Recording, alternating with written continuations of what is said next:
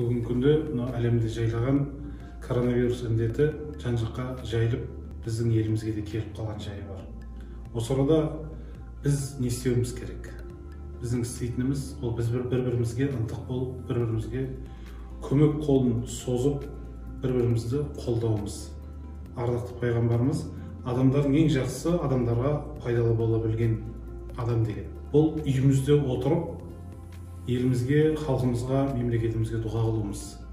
Осы арайда елімізге көп қызмет жасап, күнін күнге қосып, түнін түнге қосып қызмет жасап жатқан біздің еліміздің қызметкерлері, мемлекеттік қызметкерлеріміз, ол біздің полиция қызметкерлері, ол біздің әскери қызметкерлеріміз, оның ішіндегі ең үлкен қызмет жасап отырған ол біздердің ақ халатты абзал жандарымыз, денсаулық сақтау қызметінің қызметшілері, мейірбикелер, медбикелер жаңағындай үлкен шаруа атқарып жатыр. Осы кісілердің жасап жатқан еңбегін елеп, осы кісілердің еңбегін көзге алып, осы кісілер үшін дұға тілекте болайық.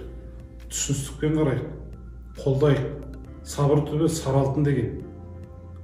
Біздің еліміздің басынан тарихта көптеген қиыншылықтар өткен, бәрін еңсергенбіз. Осы орайда да бірлікпенен, ынтымақпенен осы індетті жеңіп шығамыз. Бұған сенімді болайық. Алла елімізді аман, жұртымызды тыныш қылсын. Bir болайық, ірі болайық, тірі болайық. Аман болыңыздар.